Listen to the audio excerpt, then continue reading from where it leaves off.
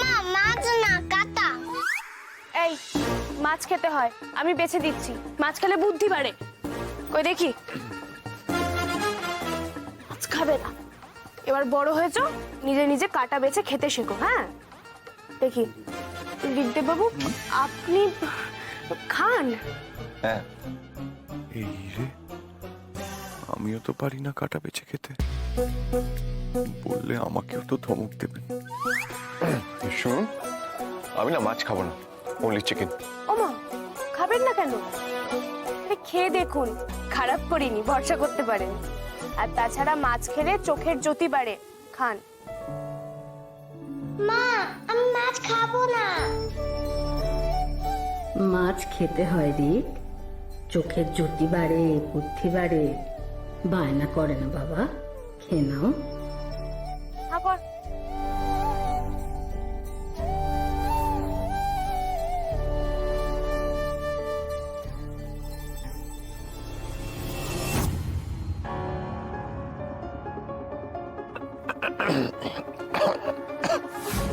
কি হলো ঋগদেব বাবু?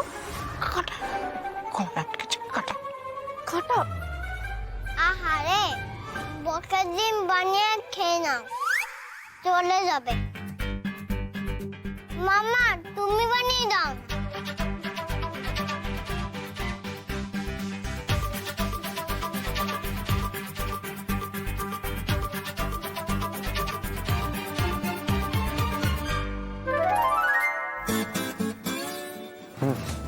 গেছে। তুমি ধরা পড়ে গেছো ভালো লোক। তুমি আমার থেকে লম্বা হলেও মাছের কাঁটা বাঁচতে পারবে না। আসলে কি বলুন তো, আপনি মাছের কাটা বাছা নিয়ে মিহিকে এমন ধমক দিলেন, আমি না ভয় বলিনি। সত্যি আপনার আর মিহির মিলের কোনো অন্ত নেই। হ্যাঁ, না দিন মাছটা, আমি বেছে দিই। দেবো। হ্যাঁ এই নিন।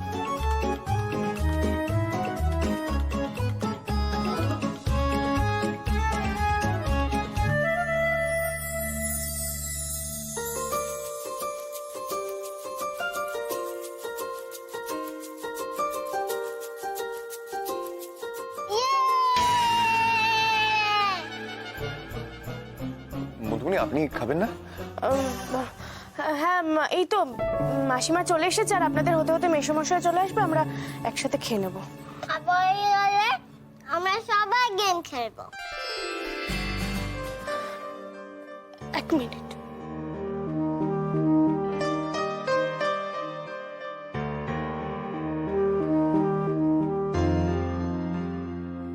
শিলিগুড়ি যাচ্ছেন, ওখানে তো ঠান্ডা পড়ে।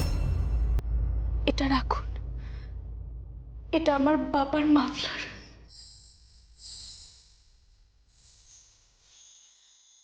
আপনার বাবার? আসলে কি দেব আপনাকে আমি বুঝতে পারছিলাম না,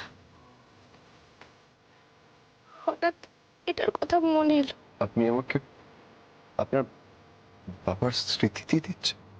মিহির ভালো লোক, মিহির দাদুর মাফলার পরবে,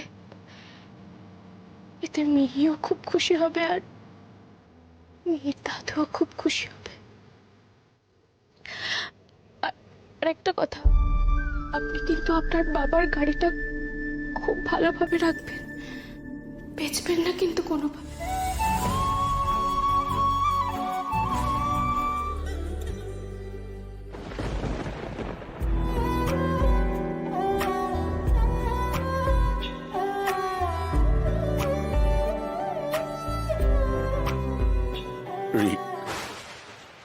দাদু, এ কি তুমি দরজার কাছে দাঁড়িয়ে আছো কেন? এসো। তুই চলে যাবি না? দাদু, তুমি তো জানো সিঙ্গাপুর থেকে বারবার ফোন করছে, আমার অনেক কমিটমেন্টস আছে দাদু, অনেক কাজ বাকি। তুই চলে গেলে আমার যে বড় কষ্ট হবে রে। মিহি আর মধুবনীরও হবে। বড্ড কষ্ট হবে। আমারও খুব কষ্ট হবে দাদু, তোমার আর ঠাম্মার জন্য খুব কষ্ট হবে। তুমি এসো, বসবে, এসো।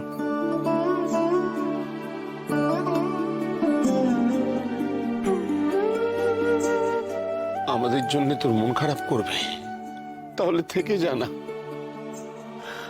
আমাদের কথা ভেবে অন্তত থেকে যা। আমাদের ব্যবসায় যদি জয়েন করতে ইচ্ছে না করে, করিস না। তুই শুধু আমাদের কাছে থেকে যা বাবা। তোমাদের কাছেই তো আছি দাদু, তোমাদের মনের মধ্যে। কিন্তু আমাকে সিঙ্গাপুর ফিরতেই হবে দাদু। তুই শুনবি না, তাই না? দাদু প্লিজ, প্লিজ। এইটা তোর বাবার ঘড়ি। এতদিন যক্ষের ধনের মতো আটকে রেখেছিলাম, এখন মনে হচ্ছে তুই তো এর প্রকৃত দাবিদার। এটা নেই, সাবধানে রাখিস।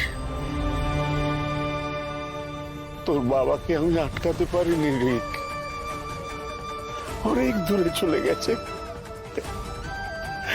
তোকেও আমি আটকাতে পারলাম না। অন্তত আমার ছেলের স্মৃতিটা আমার নাতির কাছে যত্ন থাক। এটা পড়িস, কেমন মনে হবে তোর বাবা তোর হাতটা ধরে আছে, তুই একলা নোস।